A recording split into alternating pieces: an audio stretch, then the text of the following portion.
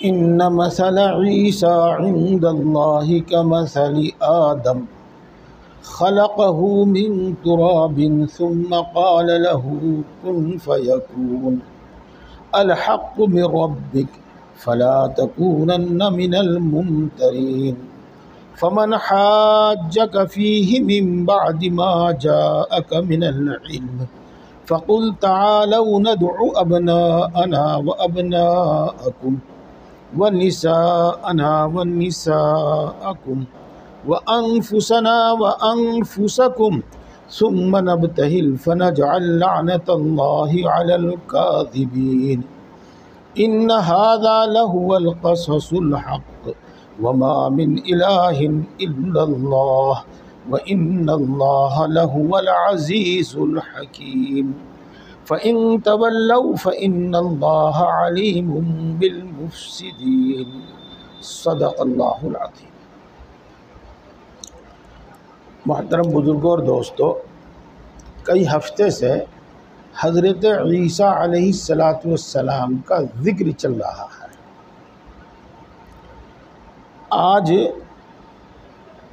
حضرت عیسیٰ علیہ السلام کے متعلق جو یہودیوں کا کہنا ہے اس کا رد ہے دلیل کے ساتھ، اور جو عیسائیوں کا کہنا ہے، نصارہ کرسچن کا کہنا ہے، اس کا رد ہے دلیل کے ساتھ۔ بات ذرا سی مشکل ہے، لیکن میں جتنی بھی آسان ہو سکے گی آپ کو انشاءاللہ العزیز پوری بات سمجھانے کی کوشش کروں۔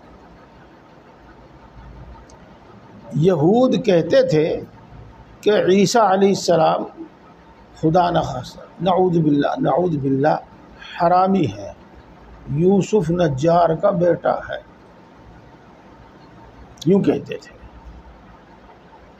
اور عیسائی جو حضرت عیسیٰ علیہ السلام پر ایمان لائے تھے، ان کی بات سمجھ میں آئی نہیں۔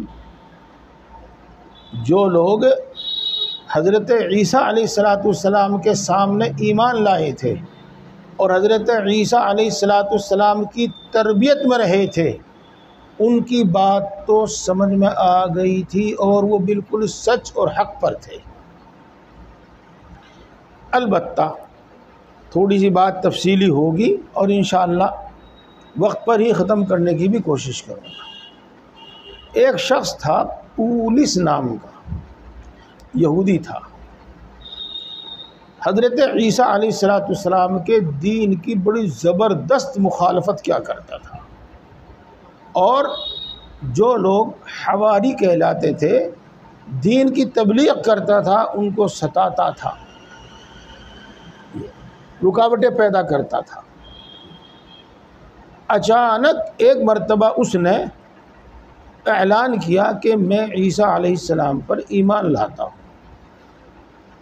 یہ اس شخص سے پوچھا گیا کہ تو نے اپنی ساری عمر عیسیٰ علیہ السلام اور ان کے دین کی مخالفت میں خرچ کر دی، اب تو اچانک ایمان کیوں لاتا ہے؟ تو اس نے کہا کہ ایک دن میں فلاں جگہ چلا جا رہا تھا تو زمین و آسمان کے درمیان میں نے عیسیٰ کو دیکھا، اور انہوں نے میرا نام لے کر مجھے پکارا اور کہا اے پولس، تو کب تک میری مخالفت کرتا رہے گا؟ کب تک تو مجھ کو تکلیف پہنچاتا رہے گا؟ کب تک تو میرے دین کی مخالفت کرتا رہے گا؟ کیونکہ ہے کہ اس کے بعد میرا دل کھل گیا اور میں عیسیٰ کو اللہ کا نبی مانتا اور عیسائی ہوتا۔ وہ عیسائی ہو گیا اور حضرت عیسیٰ علیہ السلام کے دین کو پھیلانے میں خوب محنت کرنے لگا، لیکن اس نے عیسیٰ علیہ السلام کے دین کو اتنا بگاڑا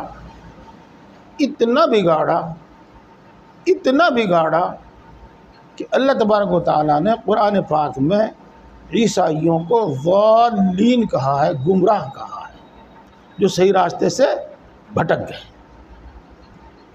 اس نے ان تمام احکام کا انکار کیا جو تورات میں تھے، اور عیسیٰ علیہ السلام بھی ان کی تعلیم دیا کرتے تھے۔ ان میں سے ایک چیز ختنہ بھی ہے۔ یہودی مذہب میں ختنہ، عیسائی مذہب میں ختنہ، لیکن اس نے ختنہ کا انکار کیا۔ اور مختصر یہ کہ اس نے عیسائیوں کے واسطے شراب، زنا، سور، سود سب کچھ حلال کر دیا، اور یہ کہا کہ بس اس پر ایمان لے آؤ کہ عیسیٰ اللہ کا بیٹا ہے، اور وہ سارے انسانیوں کی نجات کے واسطے سولی پر چڑھ گیا ہے۔ جو شخص ان کے سولی پر چڑھنے کا پر ایمان لائے گا، یقین کرے گا، تو وہ جہنم میں نہیں جائے گا، دنیا میں زندگی میں وہ عمل کچھ بھی کرے۔ اس طریقے سے اس نے عیسیٰ علیہ السلام کے دین کی تبلیغ شروع کی۔ اب دیکھو انسان کچھ اسی طرح کا ہے، اس کو جو یہ کرتا ہے اس سے مت روکو، ایک آدھ بات اس سے منوانی ہو منوا لو، باقی جو یہ کرنا چاہتا ہے، جو اس کی خواہشات ہیں، ان سے نہ روکو اس کو، تو یہ دین پر مان لیتا ہے، دین کو چلنے کو تیار ہو جاتا ہے۔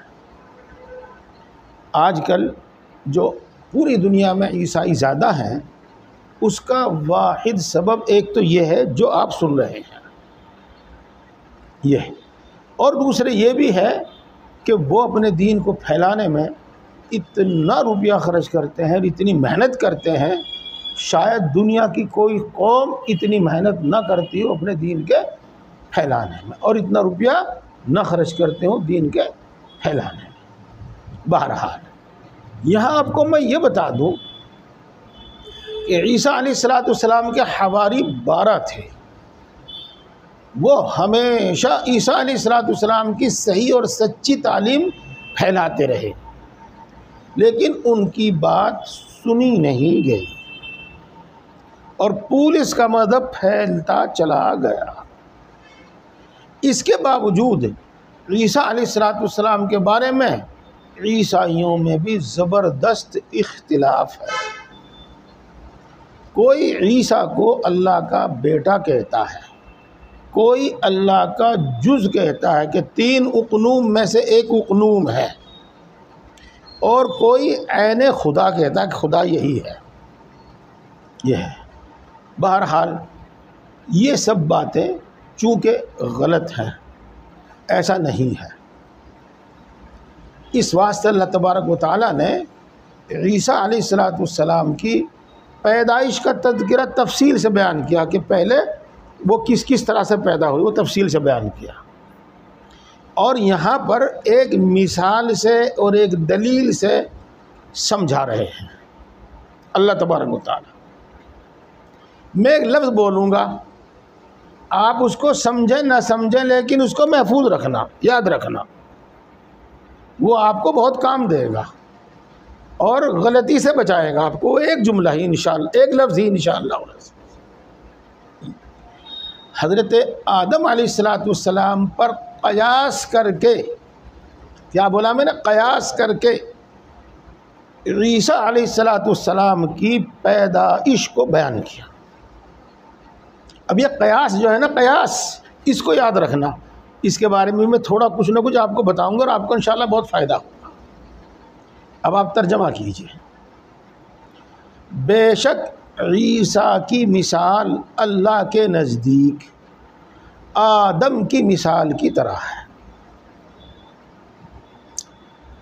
اللہ رب العزت نے آدم کو مٹی سے پیدا کیا، پھر کہا کہ تو جاندار ہو جا، بس وہ جاندار ہو گیا۔ اس کی وضاحت اس طرح کرتے ہیں، اس کی تفصیل اس طرح کرتے ہیں کہ پہلے تو آپ تھوڑا سا مختصر سا قصہ سنیے گا آدم علیہ السلام کی پیدائش کے بارے میں، جو تفسیروں میں آتا ہے۔ سب روایتیں بہت زیادہ سچی اور معتبر تو نہیں ہیں، لیکن بہرحال ان میں سے کوئی قرآن و حدیث کے خلاف بھی نہیں ہے، اس لیے ان کے بیان کرنے میں کوئی حرج نہیں، ان کو علماء کرام بیان بھی کر دیتے ہیں۔ اللہ رب العزت نے اسرائیل علیہ السلام کو حکم دیا، ہے تو لمبی بات لیکن میں اس میں پتہ نہیں وہ کیسی ہے، چھوڑ کر آخری بات بیان کر رہا ہوں کہ زمین میں جتنی بھی قسم کی مٹی ہے ہر قسم کی مٹی لے کر آؤ۔ حضرت اسرائیل علیہ السلام ہر قسم کی مٹی لے کر آئے، جس میں کالی بھی، گوری بھی، لال بھی، اور کیسی کیسی جیسے کہ آپ دیکھتے ہیں۔ پھر اللہ تبارک و تعالیٰ کے حکم سے فرشتوں نے اس مٹی کا گارا بنایا اور اس کو اسی طرح چھوڑ دیا گیا حتیٰ کہ وہ گارا سڑ گیا، بدبو پیدا ہو گئی اس میں۔ آپ پڑھتے ہیں قرآن پاک میں من حمإ مسنون، اس کا مطلب یہی ہے جی۔ پھر اس کو اسی طرح چھوڑے رکھا حتیٰ کہ اس کی کھن کھناتی ہوئی مٹی بن گئی، یعنی وہ بالکل سوکھ گیا۔ اس کے بعد اللہ تبارک و تعالیٰ نے فرشتوں کو کہا کہ تم اس کا ایسا ایسا جسم اور وجود بناؤ، چہرے سے نیچے نیچے، یوں کہ لو گردن سے نیچے نیچے۔ فرشتوں نے آدم علیہ السلام کا جسم اور وجود بنایا۔ پھر اللہ تبارک و تعالیٰ نے چہرہ اپنی قدرت سے بنایا جی ہاں۔ اسی لیے اللہ تبارک و تعالیٰ قرآن پاک میں کہیں گے خلقتہ بیدی، میں نے اس کو اپنے ہاتھ سے پیدا کیا۔ یہ اسی واسطے علماء کرام یوں فرماتے ہیں کہ چہرے پر بالکل نہ مارنا چاہیے، نہ بچوں کو مارنا بچے کے چہرے پر مارنا چاہیے، نہ بیوی کے چہرے پر مارنا چاہیے، اور نہ کسی اور کے چہرے پر مارنا چاہیے، گال پر مارنا نہیں چاہیے۔ چہرے کا مطلب یہی ہے، یہ ہوا۔ اس کے بعد اللہ تبارک و تعالیٰ نے اس کو کہا ہو جا، یعنی جاندار ہو جا۔ بس اللہ تبارک و تعالیٰ کے اس حکم سے اس میں روح پڑ گئی اور وہ جاندار انسان بن گیا۔ ثم نفخت فیہ من روحی، پھر میں نے اس میں اپنی روح پھونکی، یہ ہے، پھر وہ جاندار انسان بن گیا۔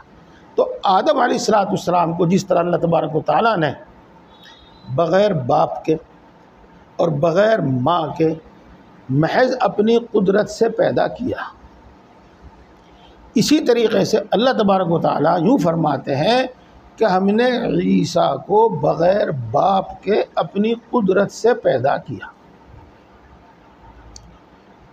اب تو آپ دوبارہ ترجمہ سنیے اور بات بالکل آسانی سے سمجھ میں آتی چلی جائے گی۔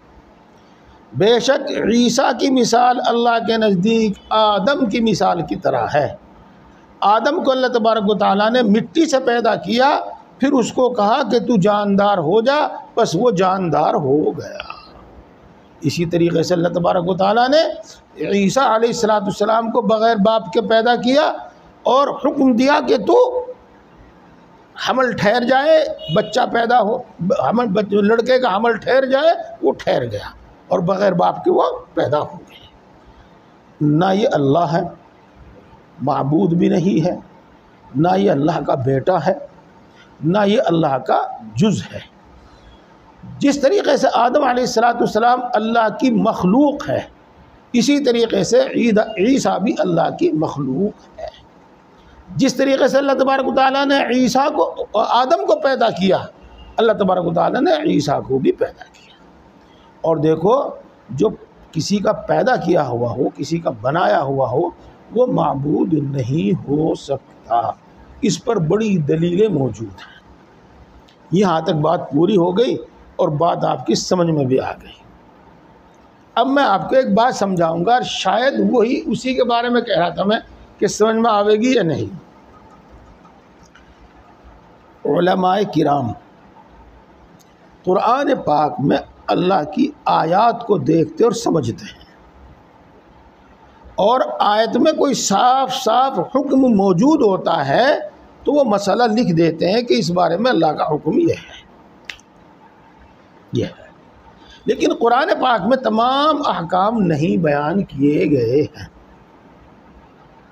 اور اگر آپ زیادہ احتیاط برتیں تو یوں کہہ لیں صاف صاف نہیں بیان کیے گئے ہیں، یہ بات بالکل طے شدہ ہے، بلکہ بہت سے احکام اللہ کے رسول صلی اللہ علیہ وسلم نے بیان فرمائے جس کو ہم حدیث کہتے ہیں۔ اس لیے علماء کرام قرآن پاک کو دیکھ کر پھر حدیث کو دیکھتے ہیں، اور حدیث میں کوئی صاف صاف حکم مل جاتا ہے تو بس وہی مسئلہ ہے، اور اس کے علاوہ اور کچھ اپنی طرف سے نہیں کہتے، کچھ بھی نہیں کہتے۔ اتنی بات تو آپ کی سمجھ میں آ گئی ہوگی۔ اب میں آپ کو ایک یہ بات بہت ضروری ہے، اور میں بتا دوں ضروری بھی کیوں ہے، اور آپ اس کو دھیان سے سنیے۔ فضائل ہم بہت دلچسپی سے سنتے ہیں، لیکن جب یہ سمجھنے والی بات آتی ہے نا تو گردن جھکا جھکا کے اور آنکھ بند کر کے بیٹھ جاتے ہیں۔ اسی واسطے ہم کسی کے بھی چکر میں آ جاتے ہیں۔ اگر دھیان سے سنیں تو انشاءاللہ العزیز کسی کے چکر میں نہیں آنے گا۔ جی ہاں، تو خیر، قرآن 5 نمازیں فرض ہیں، اور کسی ایک نماز کا بھی انکار کرنے والا کافر ہے، بالکل پکی بات ہے۔ آپ پورا قرآن پاک پڑھ جائیے، فجر، ظہر، عصر، مغرب، عشاء کا صاف صاف آپ کو کہیں ذکر نہیں ملے گا۔ اشارے ملیں گے لیکن صاف صاف کہیں ذکر قرآن پاک میں نہیں ملے گا۔ یہ ہے بس۔ اب یہ کہاں ہے؟ اب اس کے بعد آ گیا، چلو اللہ نے قرآن پاک میں یہ تو فرمایا ہے کہ نماز ایک مقررہ وقت میں فرض کی گئی ہے، یعنی ہر نماز کا ایک مقرر وقت ہے، نہ وہ اس سے پہلے پڑھی جاوے گی نہ اس کے بعد پڑھی جاوے گی۔ اس کے بعد پڑھی جاوے گی تو وہ قضا ہوگی۔ اسی لیے مغرب کی نماز اگر دن چھپنے سے 2 منٹ پہلے پڑھ لیں آپ تو ہونے کی نہیں۔ یہ ہے بات۔ لیکن یہ کہ فجر کی نماز کا وقت صبح صادق سے شروع ہوتا ہے اور سورج نکلنے تک رہتا ہے، کس قرآن پاک کی کسی آیت میں نہیں ہے۔ اسی طرح سمجھتے جائیے کہ بات لمبی ہو جائے گی، ظہر کے وقت کا، عصر کے وقت کا، مغرب کے وقت کا، عشاء کے وقت کا کہیں بیان قرآن پاک میں آپ کو نہیں ملے گا۔ حالانکہ ساری امت جانتی ہے کہ اگر پہلے نماز پڑھے گا تو ہوگی نہیں، اور اس کے بعد پڑھے گا تو قضا ہوگی، ادا نہیں ہوگی۔ اس پر کیا سزا ہوگی اللہ بہتر جانے۔ 2 بات ہو گئی۔ اب تیسری بات سنو، فجر کی 2 رکعت، ظہر کی 4 رکعت، عصر کی 4 رکعت، مغرب کی 3 رکعت، عشاء کی 4 رکعت، قرآن پاک میں آپ خوب تلاش کیجئے گا، کہیں نہیں ملے گا آپ کو کہ ظہر کی 4 رکعت ہے، عصر کی 4 رکعت ہے، مغرب کی 3 رکعت ہے۔ یہ سب باتیں اللہ کے رسول صلی اللہ علیہ وسلم نے حدیث میں بیان فرمائی۔ دیکھو، اتنی بات آپ کے لیے کافی ہو جانی چاہیے یہ سمجھنے کے واسطے کہ اسلام کے تمام احکام قرآن پاک میں نہیں بیان کیے گئے، بلکہ بہت سے احکام حدیث پاک میں بھی بیان کیے گئے۔ اب اگر کوئی شخص یوں کہے مثلا داڑھی کا ذکر قرآن پاک میں تو کہیں ہے نہیں، تو وہ غلط بولتا ہے، وہ غلط بولتا ہے، کسی نے اس کو غلط پٹی پڑھا رکھی۔ ٹھیک، اچھا اب آگے چلتے ہیں۔ حدیث پاک میں بھی تمام احکام صاف صاف تفصیل سے بیان نہیں کیے گئے۔ اس میں آپ کو ایک حدیث پاک سناتا ہوں، اس سے آپ اچھی طرح سمجھ میں آ جاوے گا آپ کے انشاءاللہ۔ میں تو کہہ رہا تھا پتہ نہیں سمجھ میں آئے گا نہیں آئے گا، لیکن اللہ کی ذات سے امید ہے کہ آپ کے سب سمجھ میں آ رہا۔ حضرت معاذ رضی اللہ تعالی عنہ ایک صحابی ہیں، رسول اللہ صلی اللہ علیہ وسلم نے ان کو یمن کا حاکم بنا کر بھیجا تھا، اور دور تک آپ کو رخصت کرنے کے واسطے تشریف لے گئے تھے۔ بلکہ حضرت معاذ گھوڑے پر سوار تھے، رسول اللہ صلی اللہ علیہ وسلم پیدل چل رہے تھے۔ حضرت معاذ اترنا چاہتے تھے، لیکن رسول اللہ صلی اللہ علیہ وسلم نے ان کو اترنے نہیں دیا کہ آپ گھوڑے پہ بیٹھے رہو۔ اس وقت اللہ کے رسول صلی اللہ علیہ وسلم نے پوچھا، اے معاذ تم مجھ سے دور جا رہے ہو، دوسرے ملک میں یمن میں، تم وہاں پر فیصلہ کس طرح کرو گے؟ اللہ کا حکم کیسے بتاؤ گے؟ فیصلہ کس طرح کرو گے جب تمہارے سامنے کوئی بات آئے گی؟ تو انہوں نے کہا کہ میں قرآن پاک سے فیصلہ کروں گا۔ اس پر فرمایا اللہ کے رسول صلی اللہ علیہ وسلم نے کہ اگر آپ کو وہ حکم قرآن پاک میں نہیں ملا تو کیا کرو گے؟ آپ نے فرمایا کہ میں نے آپ کی جو حدیثیں سن رکھی اور جو حدیثیں مجھے پہنچی ہیں میں ان میں غور کروں گا اور میں اس کے مطابق فیصلہ کروں گا۔ اس کے بعد فرمایا رسول اللہ صلی اللہ علیہ وسلم نے، اے معاذ اگر ان حدیثوں میں بھی اس بات کا حکم نہیں ملا تو کیا کرو گے؟ تو حدیث پاک کے الفاظ یہ ہیں اجتہد برأیی۔ دیکھو اس کا میں ایک ترجمہ کروں جس کو آپ سنتے رہتے ہیں، میں اپنی رائے سے اجتہاد کروں گا۔ آپ پڑھتے نا ائمہ مجتہدین، یہ لفظ سنتے ہیں آپ، وہ یہیں سے نکلا ہے، میں اپنی رائے سے اجتہاد کروں گا۔ اور اگر آپ اس کی تفصیل سننا چاہیں تو یہ میں دیکھوں گا اللہ نے قرآن پاک میں اس جیسا کون سا حکم بیان کیا، اور اللہ کے رسول صلی اللہ علیہ وسلم نے حدیث پاک میں اس جیسا کون سا حکم بیان کیا۔ تو اس جیسی چیز کا جو حکم اللہ نے قرآن پاک میں بیان کیا میں بھی اس کا وہی حکم بیان کر دوں گا، اور اس جیسی چیز کا اللہ کے رسول صلی اللہ علیہ وسلم نے حدیث میں جو حکم بیان کیا میں بھی اپنی رائے سے اس کا وہی حکم بیان کر دوں گا۔ رسول اللہ صلی اللہ علیہ وسلم بہت خوش ہوئے اور آپ نے فرمایا تمام تعریفات کا مستحق اللہ ہے جس نے اپنے رسول کے رسول کو صحیح بات تک پہنچایا۔ دیکھو دوستو، اس کا صاف صاف مطلب یہ ہے کہ قیاس کے ذریعے جو حکم بتاتے ہیں وہ بھی قرآن و حدیث ہی کا حکم ہے اور وہ بھی دین ہی کا حکم ہے۔ اس کا انکار کرنے والا کافر تو نہیں ہوگا، چونکہ درجے ہیں، وہ بہت لمبی تفصیل ہے، اس میں درجے ہے، لیکن بہرحال گمراہ ضرور ہے۔ اس کو قیاس کہتے ہیں۔ یہی بات پوری ہو جاوے تو میں آپ کو وہ بھی بتا دوں، حضرت ابو بکر رضی اللہ تعالیٰ عنہ کی حکومت تو بہت تھوڑے سے دن ہوئی، 2.5 سال، اور اس میں ارتداد یعنی بہت سے مسلمان اسلام سے پھر گئے تھے، ان سے جنگ کرنے میں زیادہ وقت گزر گیا۔ حضرت عمر رضی اللہ تعالیٰ عنہ کو 10 سال حکومت کرنے کا موقع ملا، اور اس 10 سال میں بہت بڑی دنیا پر اسلام کی حکومت بھی ہو گئی، اس لیے نئے مسائل پیش آتے تھے۔ تو حضرت عمر رضی اللہ تعالی عنہ کوئی فیصلہ اپنی طرف سے نہیں کیا کرتے تھے، بلکہ صحابہ کو جمع کیا کرتے تھے۔ یہ بھی یاد رکھیے، تمام صحابہ کو نہیں، جو علم والے تھے، جن کی رائے صحیح تھی، ان صحابہ کو جمع کیا کرتے تھے۔ ان صحابہ کے سامنے قرآن پاک بھی تھا، ان صحابہ کے سامنے رسول اللہ صلی اللہ علیہ وسلم کی حدیثیں بھی تھی، تو ان کے سامنے حضرت عمر رضی اللہ تعالیٰ عنہ وہ بات رکھ کرتے تھے۔ بعض مرتبہ تو تمام صحابہ ایک بات پر متفق ہو جاتے تھے، بھائی اسی طرح ہے، ایک بات پر سب متفق ہو جاتے تھے۔ اتنی بات سمجھ میں آئی بھائی؟ اس کو دین کے اندر اجماع کہتے ہیں، یعنی اتفاقی حکم، سب نے متفق ہو کر ایک حکم دیا۔ یہ اب میں اس کی ایک مثال دیتا ہوں آپ کو، کوئی بات نہیں، میں درمیان میں ہی چھوڑ دوں گا، اب وہ وقت بتا دیجیے گا مجھے، یہ الارم بولنے کا نہیں۔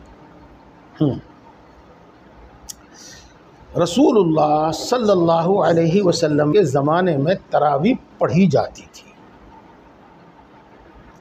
اور اکثر و بیشتر صحابہ اپنے طور پر رات بھر نماز پڑھتے ہیں، آدھی رات نماز پڑھتے ہیں، تہائی رات نماز پڑھتے ہیں، یعنی اپنی اپنی ہمت اور وسعت کے مطابق الگ الگ نماز پڑھتے ہیں۔ رسول اللہ صلی اللہ علیہ وسلم ایک دن تشریف لائے، آپ نے نماز پڑھائی، کچھ ہی رکعتیں پڑھا کر آپ نے کہہ دیا کہ تم سب اپنی اپنی الگ الگ پڑھو، سب اپنی الگ الگ پڑھو۔ اس وقت آپ کو ایک علم عطا کیا گیا، اور وہ یہ عطا کیا گیا کہ اگر آپ آدھی رات پڑھو گے، جیسا کہ یا ایھا المزمل قم اللیل میں ہے، آپ پوری رات پڑھو گے، ایک تہائی رات پڑھو گے، تو ایسا ہی امت پر لازم اور ضروری ہو جائے گا، اور امت اس کی پابندی نہیں کر سکے گی۔ اس لیے کہا کہ تم اپنے اپنے طور پر جتنی نماز پڑھنا چاہو اتنی پڑھو۔ حضرت عمر رضی اللہ تعالیٰ عنہ کے زمانے میں جب اور دوسرے لوگ، صحابہ کرام کی شان تو الگ ہی تھی، اور دوسرے لوگ اسلام میں داخل ہوئے، اور یقیناً ان کے اندر عبادت کا وہ جذبہ، وہ چسکا نہیں تھا جو صحابہ کے درمیان تھا بہت اونچا لیکن صحابہ جیسا نہیں تھا۔ اس کے علاوہ دین کا ہر کام منظم ہے، منظم۔ دیکھو یہ لفظ بھی سنیے گا، آپ سنیے گا، امام آگے کھڑا ہوتا ہے، برابر صف میں نمازیوں کی برابر میں کھڑا ہوگا تو نماز نہیں ہوگی، پھر پہلے اگلی صف پوری کرنی ہے، پھر دوسری میں کھڑا ہونا ہے، پھر تیسری میں کھڑا ہونا ہے، کوئی آگے کوئی پیچھے ایسا نہیں ہوگا، بڑے اہتمام سے سب بالکل سیدھی کی جاوے گی، درمیان میں اتنا فاصلہ نہیں چھوڑا جاوے گا جس میں شیطان کے لیے جگہ ہو جاوے، مل کر کھڑے ہوں گے۔ تو دیکھو یہ نظم ہے، نظام ہے، نظام۔ حضرت عمر رضی اللہ تعالی عنہ نے یہ سوچا کہ تراویح کا نظام منظم نہیں ہے، اس کو منظم کر دیا جائے، اس کو منظم کر دیا جائے۔ تو صحابہ کرام رضوان اللہ تعالی علیہم سے اجمعین سے مشورہ کیا، سب اس پر متفق ہو گئے کہ 20 رکعت پڑھائی جائے۔ حضرت ابی بن کعب رضی اللہ تعالی عنہ جو بڑے قاری تھے، ان کو حکم دیا کہ آپ قرآن پاک پڑھو اور یہ 20 رکعت پڑھاؤ۔ تو یہ 20 رکعت ہیں، یہ اجماع ہے، اجماع۔ اس کے خلاف کرنے کا کسی کو حق نہیں ہے۔ جب صحابہ نے یہ بات طے کر دی تو اب کسی کو اس کے خلاف کرنے کا کوئی حق نہیں ہے، اجماع کے خلاف کرنے کا کسی کو کوئی حق نہیں ہے۔ یہ بات اب ایک وہ قیاس جو اپنی رائے سے، اب میں اس کی ایک مثال دیتا ہوں آپ کو، انشاءاللہ آپ بات پوری سمجھیں۔ اللہ تبارک و تعالیٰ نے قرآن پاک میں شراب کو حرام فرمایا۔ یہ علماء کرام نے غور فرمایا کہ اس کے حرام ہونے کی وجہ کیا ہے، کیوں ہے یہ حرام؟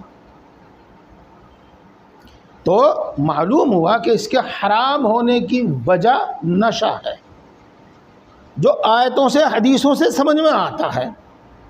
چنانچہ دیکھو، لا تقربوا الصلاة حتى تعلموا ما تقولون، تم شراب پی کر نماز کے پاس بھی مت جاؤ حتیٰ کہ تمہیں یہ پتہ چل جائے، تمہارا نشہ ختم ہو جاوے اور تمہیں پتہ چل جاوے کہ تم زبان سے کیا کہہ رہے ہو۔ تو اس طرح سے اور دوسرے اشارات سے معلوم ہوتا ہے کہ اس کی وجہ نشہ ہے۔ تو اب شراب کی طرح جس چیز میں نشہ ہے وہ بھی حرام ہے، اس کو کہتے ہیں قیاس۔ آئی بات سمجھ شریف میں؟ اس کو کہتے ہیں قیاس، اور یہ بھی شریعت کا ایک حکم ہے۔ یہ قرآن پاک میں ہی غور کر کے نکالا جاتا ہے، حدیث پاک میں ہی غور کر کے نکالا جاتا ہے۔ دیکھو اب ایک مثال اور لے لو آپ، حدیث پاک میں گائے کی قربانی کرنے کا، بکرے کی، اونٹ کی قربانی کرنے کا تو ذکر ملتا ہے، لیکن بھینس کی اور کٹڑے کی قربانی کرنے کا ذکر نہیں ملتا۔ یہ ہے۔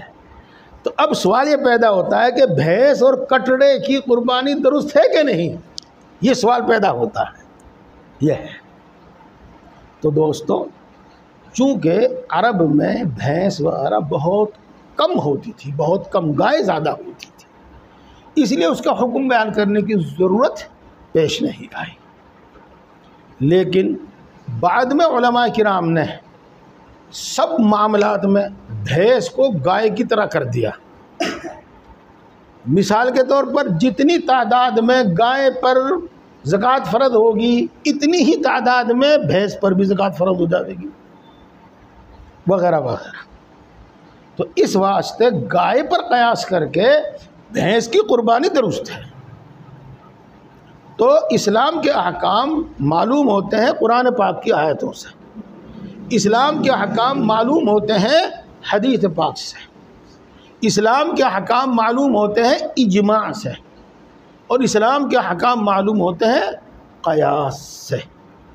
اگر قیاس کو چھوڑ دیا جاوے تو ہزاروں نہیں، لاکھوں نہیں، کروڑوں مسائل ایسے آئیں گے جن کا ہمارے پاس کوئی جواب نہیں ہوگا۔ جو لوگ قیاس کا انکار کرتے ہیں، اجماع کا انکار کرتے ہیں، وہ مانے دین پر چلتے ہیں۔ جو لوگ ائمہ مجتہدین کا انکار کرتے ہیں اور اپنے آپ کو اہل حدیث کہتے ہیں، وہ جس حدیث کو چاہتے ہیں لیتے ہیں، جس حدیث کو چاہتے ہیں چھوڑتے ہیں، اور جس حدیث کا جو مطلب چاہتے ہیں بیان کرتے ہیں۔ یہ ہے مسئلہ۔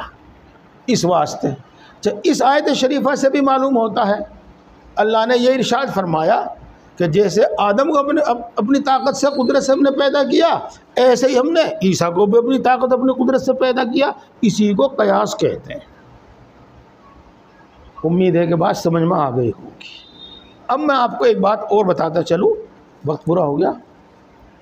یہ کچھ نہ کچھ علماء کرام کے درمیان آیت کو سمجھنے میں، حدیث پاک کو سمجھنے میں بھی اختلاف ہو جاتا ہے۔ کہیں کہیں اجماع میں بھی اختلاف ہے اور قیاس میں بھی اختلاف ہے۔ اس کی میں ایک مثال دوں گا آپ کو اور پوری سمجھ میں آ جائے گی۔ وہ ہے نا تیمم سے متعلق آیت شریفہ، او لامستم النساء، اگر تم نے عورت کو چھویا ہو تو پھر تم پر تیمم کرنا فرض ہے۔ یہ آیا اگر تم پانی نہ پاؤ تو تیمم کرنا فرض ہے۔ ٹھیک ہوگی بات؟ دیکھو، ایک تو چھونے کا مطلب ہے یوں ہاتھ لگا دینا، اس کو بھی چھونا کہتے ہیں کہ نہیں کہتے؟ کہتے ہیں۔ اور چھونے کا ایک اشارہ ہوتا ہے، کنایا ہوتا ہے صحبت کرنا۔ جیسے ہم بستر کو تو آپ جانتے ہو کیا معنی، کیا مطلب، لیکن اس کے معنی ہے ایک بستر پر ساتھ لیٹنا، نہ ایک صحبت کرنا۔ یہ ایک بستر پر ساتھ لیٹنا، ہم بستری کا مطلب یہ ہوتا ہے، یہ اشارے کنایے سے۔ اب یہاں پر انہوں نے غور کیا آیتوں سے، حدیثوں میں اور دوسری جگہ میں، صحابہ کے عمل میں، تابعین کے عمل میں۔ امام شافعی علیہ الرحمہ نے فرمایا کہ اگر کوئی شخص عورت کو ہاتھ لگا دے گا تو بھی وضو ٹوٹ جائے گا، اور اس کی گنجائش اس میں بالکل صاف موجود ہے، جیسے کہ آپ سمجھیں۔ امام ابو حنیفہ نے فرمایا کہ نہ، یہاں عورت کو ہاتھ لگانا مراد نہیں ہے، بلکہ عورت سے صحبت کرنا مراد ہے۔ اس لیے کہ حضرت عائشہ رضی اللہ تعالی عنہ فرماتی ہیں کہ رسول اللہ صلی اللہ علیہ وسلم باوضو ہوتے تھے، اور بعض مرتبہ میرا بوسہ لے کے مسجد میں جا کے نماز پڑھتے تھے۔ تو اگر محض عورت کو چھونے سے وضو ٹوٹ جاتا تو آپ وضو کیے بغیر نہ جاتے نماز پڑھنے کے لیے۔ تو اس میں اختلاف ہو جاتا ہے۔ اور بھی میرے دوستو اور بھی کچھ باتیں ہیں، لیکن اتنی بات آپ کے سمجھ میں آ گئی۔ بس میں آپ سے یوں کہوں گا کہ ہمارے علماء حق، اور جن کو آج کل لوگ علماء دیوبند کہتے ہیں، ان کا مسلک اور یہ جو بیان کرتے ہیں بالکل حق ہے، قرآن و حدیث سے، دلیلوں سے بالکل پکے طور پر ثابت ہے، لہذا اس میں کسی شک و شبہ کی گنجائش نہیں۔ کوئی اہل حدیث آپ کو کچھ کہے، آپ عرب میں جا کے مکہ میں، مدینہ میں کوئی عمل دیکھیں، عربوں کا کوئی عمل دیکھیں، تو اس سے آپ غلط فہمی میں مبتلا نہ ہوں۔ میں عربوں کے بارے میں کچھ نہیں کہہ سکتا، بس اتنا کہہ سکتا ہوں کہ جتنی بددینی آج عرب میں ہے اتنی پوری دنیا میں نہیں ہے، یہ یاد رکھنا، یہ یاد رکھنا آپ۔ ان لوگوں نے دین کو کھیل بنا لیا ہے، کھیل، اور سب سے پہلے اللہ کا عذاب انہی ملکوں پر آئے گا، یہ یاد رکھنا۔ اس لیے ان کے چکر میں نہ آنا، ان کے چکر میں نہ آنا۔ علماء حق، علماء دیوبند جو دلیل کے ساتھ بات بتاتے ہیں آپ اس پر اطمینان سے عمل کیجیے گا۔ تمام دلائل سمجھنا میرے اور آپ کی بس کی بات نہیں ہے۔ امام شافعی علیہ رحمہ جو فرماتے ہیں بالکل صحیح فرماتے ہیں، امام مالک علیہ رحمہ جو فرماتے ہیں بالکل صحیح فرماتے ہیں، امام احمد بن حنبل رحمۃ اللہ علیہ جو فرماتے ہیں بالکل صحیح فرماتے ہیں۔ اور بھی علماء تھے جن کی بات پر عمل کیا کرتے تھے، لیکن اللہ نے اپنی قدرت سے ان 4 اماموں کی باتوں کو باقی رکھا، زندہ رکھا، برقرار رکھا، اور باقی لوگوں نے جو فرمایا تھا وہ مٹ گیا، وہ مٹ گیا۔ اور اللہ تبارک و تعالیٰ کی حکمتوں میں سے ایک حکمت یہ بھی ہے کہ وہ حق کو باقی رکھتا ہے اور باطل کو مٹا دیتا ہے۔ اللہ تعالیٰ ہم سب کو صحیح سمجھ